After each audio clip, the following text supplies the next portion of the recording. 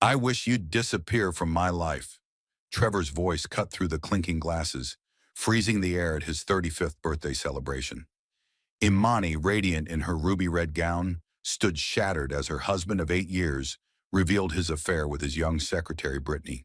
His words mocked her devotion, dismissing her tireless contributions as a mere archivist's scribbles. Her heart splintered, yet a spark of defiance flickered within. What would you do if your world crumbled in one cruel wish? Will Imani vanish as commanded, or rise from betrayal to unravel Trevor's lies? Hit that subscribe button and share where you're tuning in, day or night, city or countryside, to join her journey. Will her quiet strength topple his empire of deceit? Stay with us to discover how a woman scorned rewrites her legacy. What's your guess for her next move? The dining room of Imani and Trevor Sterling's Philadelphia townhouse gleamed with opulence, a stage set for a celebration that masked a brewing storm. Crystal chandeliers cast golden light across the mahogany table, where white silk linens cradled vases of crimson roses and silver cutlery sparkled like polished promises. The air carried the faint scent of beeswax candles and aged wine, but beneath the elegance, a chill lingered, sharp as the edge of a blade. Imani Jackson stood at the head of the table, her presence a quiet force. Her ebony skin glowed under the chandelier's glow, her long, sleek hair cascading like a river of midnight over her shoulders. The ruby-red midi gown hugged her frame, its off-shoulder lace bodice adorned with delicate beads that caught the light, while the soft tulle skirt flared gently, swaying with her every move. She adjusted a final rose, her fingers trembling slightly, not from nerves but from the weight of her effort. For weeks she had poured her heart into this night, Trevor's 35th birthday, hoping to bridge the growing distance between them. Her gift, a rare first edition book on Philadelphia's history, lay wrapped in silk on the table, a testament to her love and her passion for preserving the past. Guests filled the room, Philadelphia's elite, their laughter sharp and practiced, their suits and dresses a parade of wealth. Trevor stood among them, his tailored navy suit accentuating his broad shoulders, his smile as polished as the silverware. He raised a glass, toasting to success, his voice smooth as velvet. Imani watched him, her heart aching with a hope she hadn't felt in years. Maybe tonight, she thought, he'd see her again, not just as his wife, but as the woman who had sacrificed so much for him. The cake arrived, a towering confection of chocolate and gold leaf, its candles flickering like stars. The guests clapped, urging Trevor to make his wish. Imani stepped closer, her gown a vibrant contrast to the muted tones around her, her eyes soft with anticipation. "Go on, Trevor," a guest called. "What's your wish?" Trevor's gaze locked onto Imani, but there was no warmth in it. His lips curled into a smile that didn't reach his eyes, and the room seemed to hold its breath. "My wish," he said, his voice low but deliberate, carrying to every corner. "I wish you'd disappear from my life, Imani." A gasp rippled through the guests, forks clinking awkwardly against plates.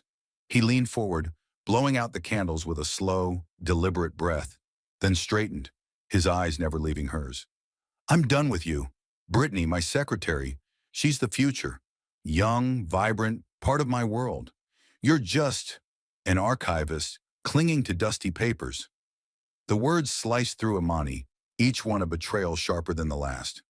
8 years of marriage flashed before her, the nights she stayed up balancing his books, the dreams she shelved to support his ambitions. She remembered the call from the National Museum in Washington, D.C. 5 years ago, offering her a curatorial role. "Stay with me," Trevor had pleaded, his eyes soft then. "I need you here." She had believed him, turned down her dream, only to learn now it was the first of many lies. Her chest tightened, but tears didn't come. Instead, a strange calm settled over her, like the quiet before a storm. The guests averted their eyes, their whispers a dull hum. Imani's gaze fell to the wrapped book on the table, its silk ribbon mocking her effort. She straightened, her shoulders proud despite the weight of his words. "All right," she said, her voice steady, slicing through the tension. Trevor's brow furrowed as if her composure unnerved him.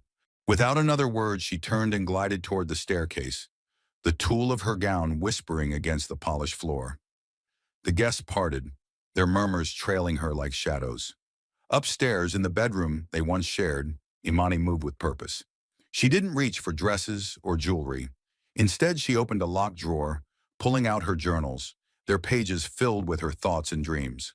From a safe, she retrieved financial records and a folder of genealogical research she'd done for the Sterling family, work Trevor had scoffed at as pointless. Each document was a piece of her power, reclaimed. She packed a small suitcase, her movements deliberate, as if assembling the tools of a coming war. The ruby-red gown still clung to her, its vibrant hue a defiance against the night's cruelty. Downstairs, the party resumed, Trevor's laughter ringing hollow. Imani paused at the bedroom door, her hand on the knob, and glanced back at the life she was leaving.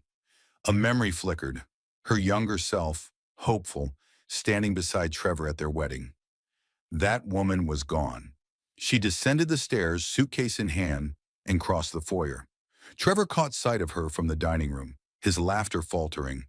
Their eyes met one last time, hers unflinching, his uncertain.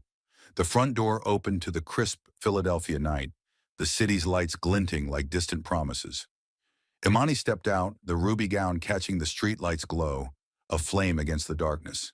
The door closed behind her with a soft thud, severing the past. In her heart, a plan began to take root. Not born of rage, but of a quiet, burning resolve to dismantle the man who thought he could erase her.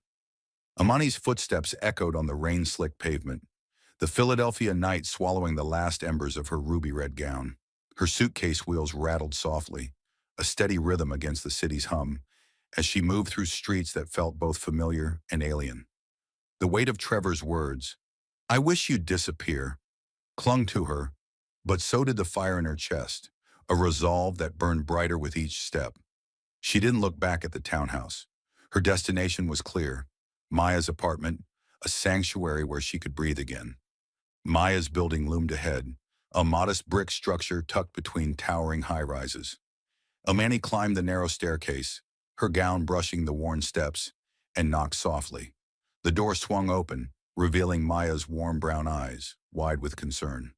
"Imani," Maya whispered, pulling her inside without hesitation. The apartment enveloped her like a hug, bookshelves crammed with novels and journals, a worn leather couch bathed in the soft glow of a single lamp, the faint scent of jasmine tea lingering. It was the opposite of Trevor's sterile opulence, a place where truth lived in dog-eared pages and honest conversations. Maya guided Imani to the couch, her hands gentle but firm. "Sit. Talk." Imani set her suitcase down, the journals and documents inside a silent promise of retribution. Her voice, steady at first, cracked as she recounted the birthday party, not the details of Trevor's wish, which Maya didn't need to hear again, but the way his eyes had gleamed with cruelty, the way the guest's silence had cut deeper than his words. 8 years, Maya," she said, her fingers tracing the lace of her gown, now a reminder of her misplaced devotion.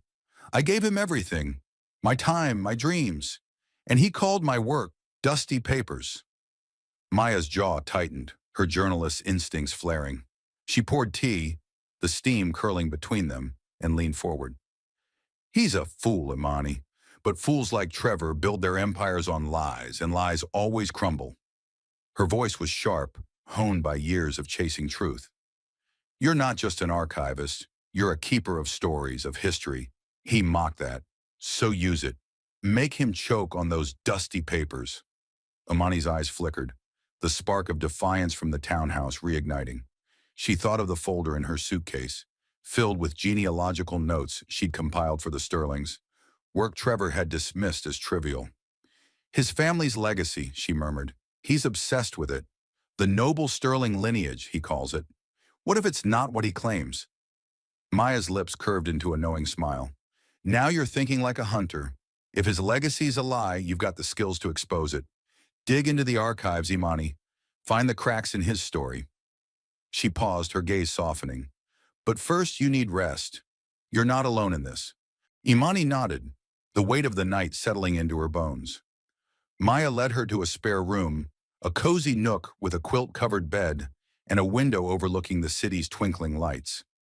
As Imani sank onto the mattress, still in her gown, she felt the first stirrings of hope. Maya's words echoed, Make him choke on those dusty papers. For the first time since Trevor's betrayal, Imani saw a path forward, not through tears or rage, but through the quiet power of her craft. She unzipped her suitcase, pulling out the folder of Sterling family research. The pages were meticulous, her handwriting a map of forgotten lives. She traced the name John Sterling, Trevor's grandfather, whose supposed aristocratic roots anchored his pride. Something about the name nagged at her, a detail she'd overlooked in her years of devotion. "If there's a lie," she whispered, "I'll find it." Maya appeared at the door, holding 2 mugs of tea. "You're already plotting, aren't you?" she said, a glint of pride in her eyes. Imani managed a small smile, the first since the party. "It's what I do best," she replied. "I find the truth, even when it's buried." "Then let's bury him with it," Maya said, sitting beside her. They sipped their tea in silence, the city's pulse a faint hum beyond the window. Imani's mind raced, mapping out her next steps.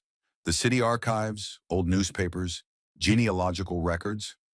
Trevor's world was built on the myth of the Sterling name, a facade of wealth and prestige. If she could unravel it, she wouldn't just hurt him, she'd destroy the foundation of his identity. As the night deepened, Imani changed out of her gown, folding it carefully, its ruby hue a reminder of the woman she was reclaiming. She lay down, the quilt soft against her skin, but sleep eluded her. Instead, she saw visions of dusty ledgers, faded ink, and hidden truths waiting to be unearthed. Trevor had wanted her to disappear, but she would do the opposite. She would become undeniable, a force he couldn't ignore. The city outside hummed with secrets, and Imani knew she held the key to one that could topple an empire. Maya's apartment, with its cluttered shelves and warm light, was more than a refuge. It was the birthplace of her rebellion. As dawn crept closer, Imani closed her eyes, not with defeat, but with purpose. The Sterling legacy would fall, and she would be the one to wield the truth.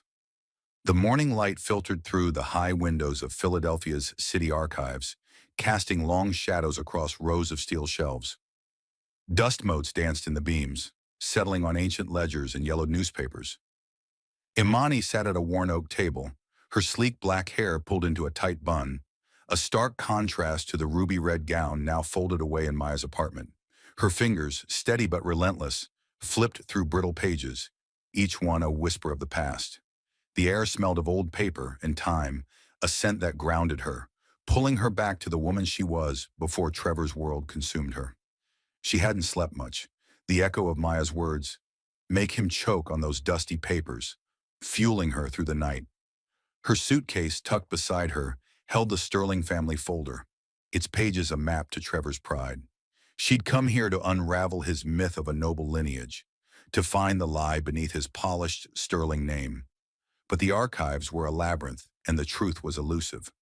Imani's eyes scanned a 19th century land deed, the name Sterling glaring back in elegant script. It confirmed Trevor's tales of ancestral wealth, acres bought, estates built. She cross-referenced it with a family tree she'd pieced together years ago for him, a task he'd dismissed as quaint. The records aligned too perfectly, each document reinforcing the Sterling legacy he wore like a crown. Her jaw tightened. Was this all there was? A fortress of paper with no cracks? She pushed the ledger aside, the thud echoing in the silent room. A librarian, an older woman with wire-rimmed glasses, glanced up but said nothing. Imani rubbed her temples, the weight of her mission pressing down. She'd left everything behind, her home, her marriage, banking on her skills to expose Trevor. Doubt crept in, cold and sharp. What if his legacy was as unassailable as he claimed? She stood, stretching her stiff limbs, and wandered to the microfilm machines, their hum a quiet pulse in the archive's heart. Loading a reel of 1920s newspapers, she searched for any mention of the Sterlings, hoping for a slip, a contradiction. Hours passed, the screens flicker, blurring her vision. Articles praised the family's philanthropy, their grand balls, their aristocratic roots. Each word felt like Trevor's smirk, taunting her from afar. Imani leaned back, her chair creaking. She closed her eyes, picturing the birthday party. His cold gaze, the guests' averted eyes. The memory stung, but it also sharpened her focus. She wasn't here to mourn. She was here to fight. Opening her eyes, she noticed a small faded book on a nearby shelf. Philadelphia Families, A Social History. Something about its worn spine called to her. She pulled it down, the leather cover cool against her fingers. Flipping to the index, she found Sterling John and traced the reference to a brief entry. It described John Sterling, Trevor's grandfather, as a prominent businessman who rose from humble beginnings. Humble beginnings? Trevor had never mentioned that. Her pulse quickened. The phrase was a thread, thin but promising. She jotted it down, her pen moving with renewed urgency. Back at the microfilm, she shifted her search to earlier records before John Sterling's rise. The machine whirred, spitting out grainy images of birth certificates, marriage licenses, and obituaries. Nothing. Hours bled into the afternoon, the library emptying as the sun dipped low. Amani's stomach growled, but she ignored it, her focus unbreakable. She was no longer the wife who dimmed her light for Trevor. She was Amani Jackson, keeper of truths, and she would not yield. Then a flicker on the screen caught her eye. A 1910 census record listing a John Skoronsky, a factory worker, born in the same year as John Sterling. The name was unfamiliar, but the coincidence gnawed at her. She cross-checked it against marriage records, her fingers trembling. A 1915 document appeared. John Skoronsky married Margaret Ellis. No mention of Sterling. Her breath hitched. Was this a mistake or the first crack in Trevor's myth? She leaned closer, the screen's light illuminating her face. The record was incomplete, but it was enough to spark a theory. What if John Sterling wasn't born a Sterling? What if the name was a reinvention, a lie to climb Philadelphia's social ladder? Imani's heart raced, not with triumph, but with purpose. She needed more. Proof, not guesses. But this was a start, a shard of truth in the archive's vast sea.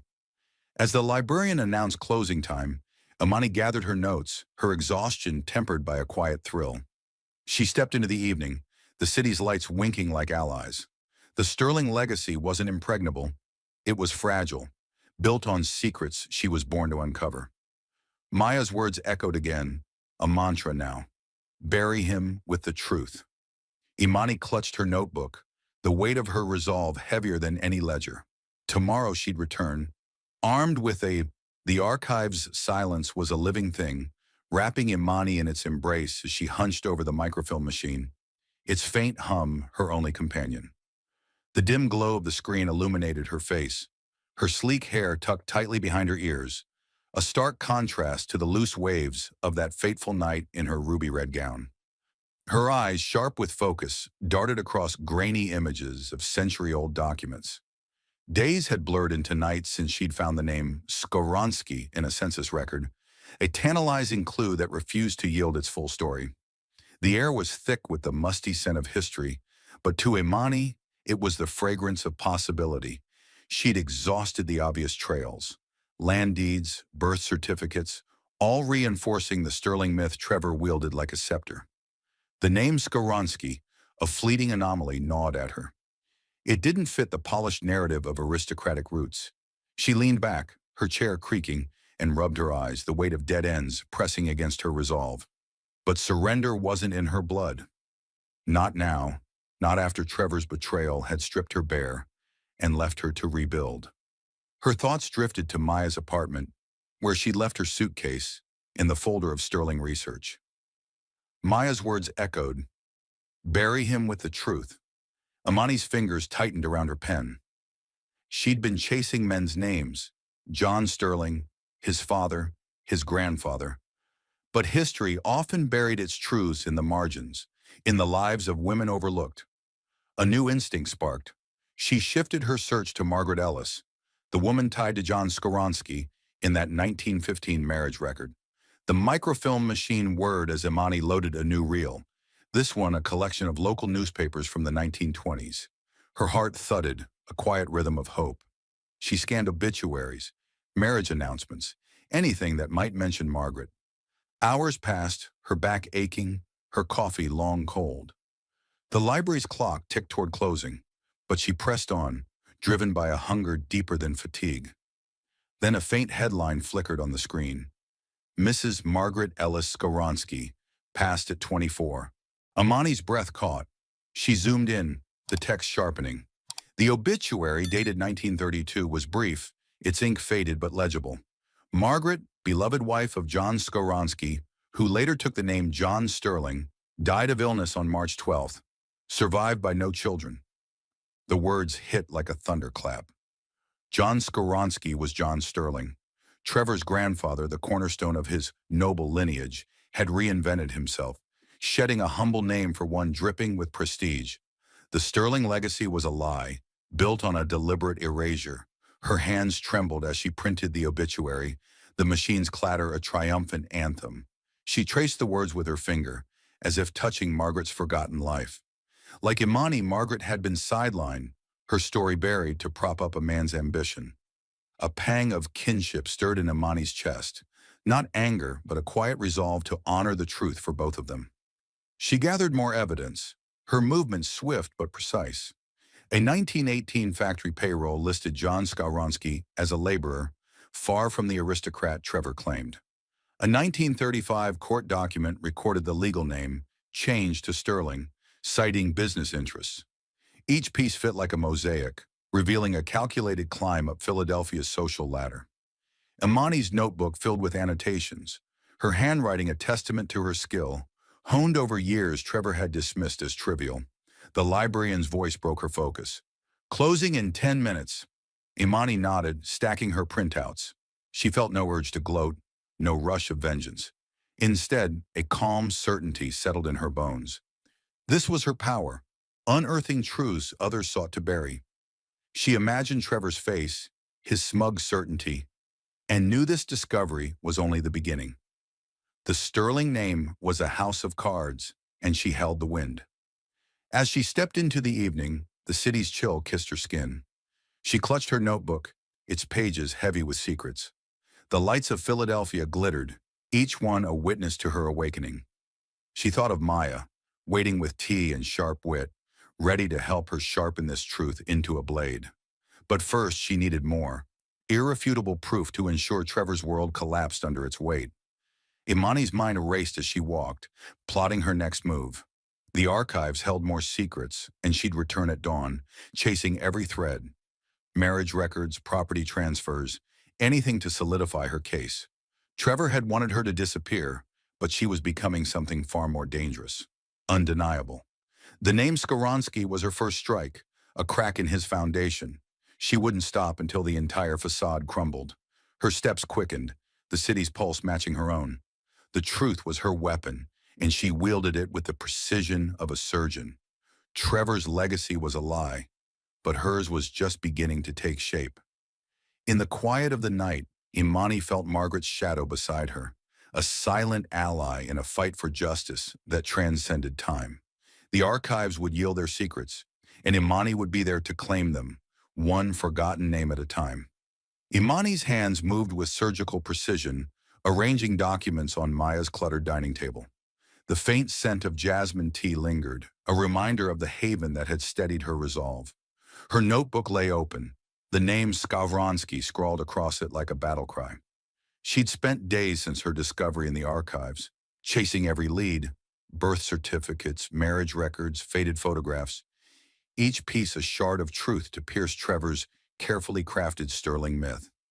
Now those shards formed a dossier, a masterpiece of evidence that would cut deeper than any knife. She traced a copy of Margaret Ellis Skoronsky's obituary, its words a quiet indictment of the Sterling legacy. Beside it sat a 1910 census record, a grainy photo of a young John Skoronsky, and a 1918 deed where John Sterling first appeared, the name a deliberate reinvention. Imani's lips pressed into a thin line. Trevor's pride, his noble lineage, was a house of cards, and she held the wind to topple it. Maya leaned over her shoulder, her eyes scanning the papers. "This is airtight," she said, her journalist's voice tinged with awe. "You've built a guillotine out of paper." Imani nodded, her sleek hair catching the lamplight as she slid the documents into a sleek black folder. "It's not enough to know the truth," she said. "It has to reach the right hands." They'd chosen their target, Edward Vanderbilt IV, the linchpin of Trevor's new investment fund. Vanderbilt, A man who valued lineage as much as wealth would not tolerate a fraud. Imani sealed the folder in an unmarked envelope, her fingers steady despite the pulse hammering in her veins. Boston, his office, she told Maya, handing her the package. No return address, no trace. Maya's grin was sharp. Consider it done. As Maya left to mail the envelope, Imani stood, her gaze drifting to the window where Philadelphia's skyline glittered, oblivious to the storm she was brewing. She thought of Trevor, likely preening in his office, preparing for his gala, a grand event to seal the Vanderbilt deal. His arrogance was her opportunity. She wouldn't just send the truth, she'd witness its impact. She crossed to Maya's spare room, where her ruby-red midi gown hung, its lace bodice and tulle skirt a silent vow of defiance. Imani ran her fingers over the beadwork, remembering the birthday party where Trevor had tried to erase her. Tonight she'd be undeniable. She slipped into the gown, its fabric hugging her frame, the off-shoulder design bearing her shoulders like armor. Her long hair fell in a sleek cascade, framing her face, where determination burned brighter than pain. Maya returned, her eyes widening. "You look like a queen ready for war," she said, tossing her coat aside. Imani met her gaze in the mirror. "Not a queen," she replied. "A keeper of truths." Maya laughed, pulling her into a quick hug. "Then go claim your battlefield. I'll be cheering from the sidelines." The gala was hours away, but Imani's mind was already there, picturing the opulent club, its chandeliers and power brokers. Trevor would be at the center, basking in his supposed triumph. She imagined his face when the whispers began, when Vanderbilt's absence signaled the unraveling of his world. Her dossier would arrive in Boston by morning, its contents a timed explosion set to detonate at the gala's peak. She sat back at the table, reviewing her notes one last time. Each document was a thread in the sterling lie. John Skoronsky's humble roots, Margaret's forgotten story, the calculated name change. Imani's work as an archivist, once mocked by Trevor, had become her weapon. She felt a pang of pride, not just in her skill, but in the woman she was reclaiming, the one who'd once dreamed of curating history, not living in its shadows. The clock ticked closer to evening. Imani stood, smoothing her gown, her reflection a vision of strength. She thought of Margaret, whose name had been buried to prop up a false legacy. "You're not forgotten anymore," she whispered, as if the woman's spirit lingered in the room. This wasn't just about Trevor. It was about righting a wrong, about giving voice to those silenced by ambition. Maya handed her a small clutch, her eyes fierce. "You're not just exposing him," she said. "You're rewriting the story." Imani nodded, her resolve a quiet fire. She stepped out into the night, the city's pulse matching her own. The gala awaited, a stage where Trevor's lies would face their reckoning. Her gown shimmered under the streetlights, a beacon of her intent. She wasn't disappearing. She was stepping into the light, armed with the truth that would bring an empire to its knees. The grand ballroom of the Philadelphia Elite Club shimmered under a constellation of chandeliers, their crystal prisms scattering light across gilded walls. Imani stepped through the arched entrance, her ruby-red midi gown a blaze of defiance amid the sea of muted tuxedos and pastel dresses. The lace bodice, adorned with delicate beads, hugged her frame, its off-shoulder design bearing her proud shoulders, while the tulle skirt swirled lightly with each step. Her sleek black hair cascaded down her back, catching glints of light like polished obsidian. She was no longer the woman Trevor had tried to erase. She was a force, unyielding and undeniable. The room buzzed with Philadelphia's power brokers, their laughter sharp, their glasses clinking with calculated charm. Trevor stood at the center, his navy suit impeccable, his smile a mask of triumph as he toasted to his new Vanderbilt fund. Imani lingered at the room's edge, her presence unnoticed by him, but felt by others, who stole glances at the woman in red, whose quiet intensity seemed to shift the air. She clutched a small purse, her fingers steady, but inside her heart thrummed with anticipation. The dossier she'd sent to Edward Vanderbilt IV was a silent bomb, and tonight it would detonate. She scanned the crowd, noting the absence of Vanderbilt. His empty seat at the head table was a crack in Trevor's carefully staged performance. Waiters glided past offering champagne, but Imani declined, her focus razor-sharp. She'd come to witness the unraveling, to see the man who dismissed her as just an archivist face the truth she'd unearthed. The memory of Margaret Ellis Skoronsky, buried in an obituary, fueled her resolve. This wasn't just her fight, it was for every story Trevor's family had erased. A murmur rippled through the crowd, soft at first, like a distant wave. Imani's eyes flicked to a group of investors huddled near the bar, their phones glowing as they whispered. One man, a gray-haired banker, frowned, his fingers swiping at his screen. Another, a woman in emerald silk, excused herself, her heels clicking toward the exit. Imani's lips twitched, a shadow of a smile. The news was breaking. Her dossier had reached its mark. Trevor, oblivious, stepped onto a small stage, microphone in hand. "Ladies and gentlemen," he began, his voice smooth, "tonight marks the dawn of a new era for Sterling Enterprises." The crowd clapped politely, but the energy had shifted. Phones vibrated. Whispers grew louder. Trevor's brow creased, his confidence faltering as he noticed the distraction. "As I was saying," he pressed on, "with the Vanderbilt partnership—" His words were cut short by a sharp ring. A man in a pinstripe suit stood, his phone pressed to his ear, his face pale. "Vanderbilt's out," he muttered, loud enough for nearby guests to hear. The room stilled, the clatter of glasses fading. Trevor's smile froze. "What?"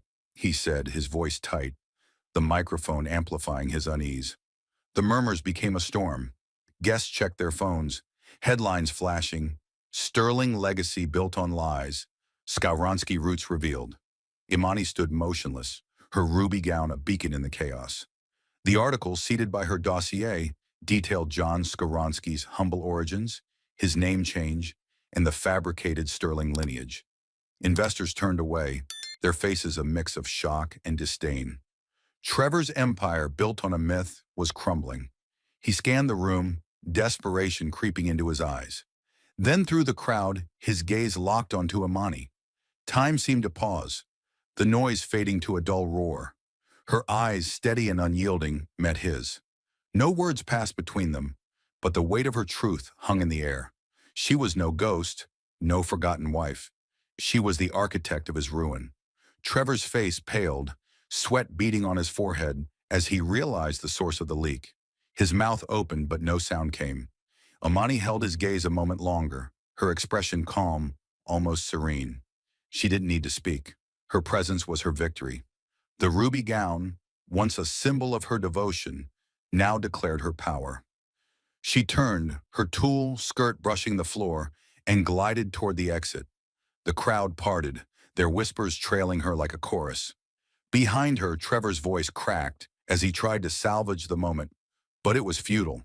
His partners were leaving, his deal dead, his name tarnished. Outside, the Philadelphia night wrapped her in its cool embrace. Imani stepped onto the cobblestone street, the city's lights reflecting in her eyes. She didn't look back. The gala, with its shattered illusions, was no longer her world. She'd come to witness the fall, and she had. The truth, her truth, had cut deeper than any blade. As she walked, her heart was light, not with vengeance, but with the certainty that she was no longer invisible.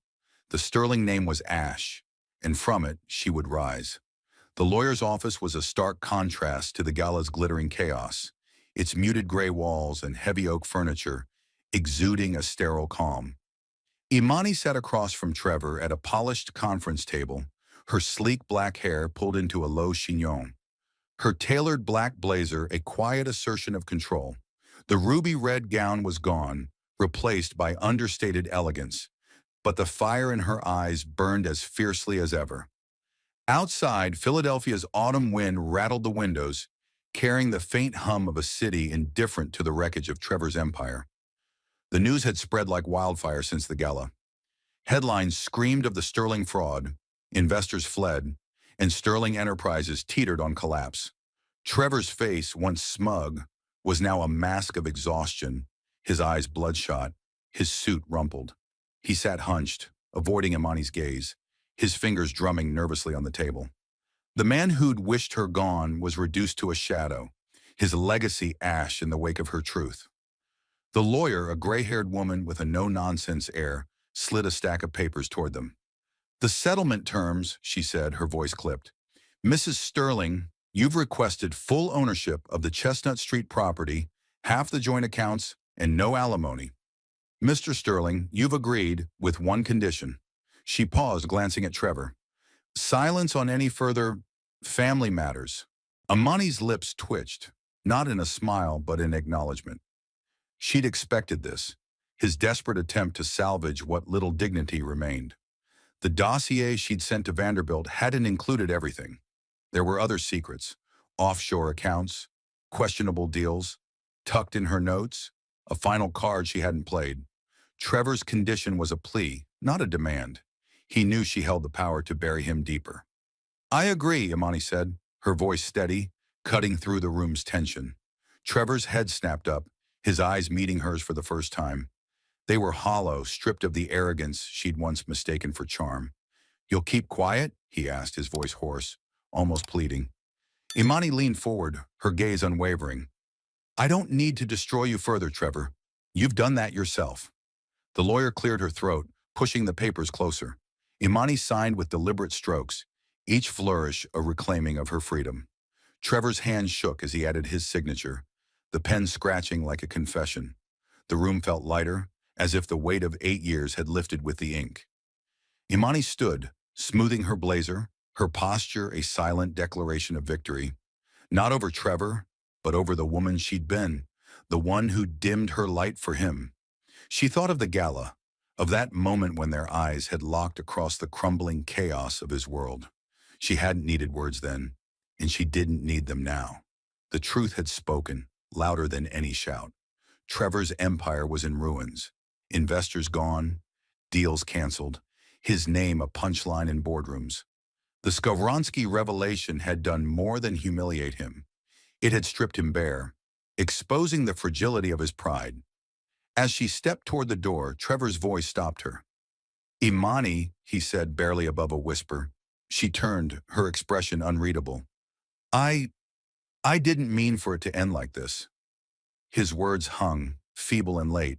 Imani tilted her head, studying him, not with anger, but with the clarity of someone who'd outgrown their chains. "You wanted me to disappear," she said. "I did, but not the way you thought." She walked out, the lawyer's office fading behind her. The Philadelphia streets greeted her with a brisk chill, the city's pulse a reminder of her own. She didn't feel triumph, not the kind that crowed or gloated. Instead, there was a quiet peace, a certainty that she'd reclaimed herself. The Chestnut Street property was hers now, a foundation for something new. The money was security, but the true prize was her self-respect, polished by the fire of her resolve. She passed a newsstand, the headlines still screaming of Trevor's fall. A young woman flipped through a paper, her eyes wide with curiosity. Imani smiled faintly, remembering Margaret Ellis Skowronski, whose forgotten name had sparked this reckoning. She'd given Margaret a voice, and in doing so, found her own. The weight of her journals, still in her bag, felt like a promise. Not of vengeance, but of purpose. The wind tugged at her scarf and she pulled it tighter, her steps light. Maya would be waiting, ready with tea and a grin, eager to hear every detail.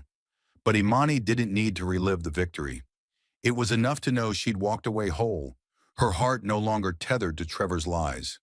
The city stretched before her, its lights a canvas of possibility. She was free, not just from him, but to become the woman she'd always been meant to be. The keeper of truths who'd turned ashes into power. The Jackson Legacy Gallery and Archive stood proud on a bustling Philadelphia corner, its glass facade reflecting the spring sunlight. Inside, polished wood floors gleamed under soft lighting, and shelves brimmed with meticulously curated records, photographs, and artifacts. Stories of lives reclaimed from history's shadows. Imani moved through the space, her sleek black hair catching the glow, her tailored cream dress a quiet nod to her newfound strength. The air hummed with purpose, a stark contrast to the cold finality of the lawyer's office 6 months ago. This was her domain, built from the ashes of a life she'd left behind. The gallery's opening night drew a diverse crowd, scholars, locals, and descendants seeking their roots.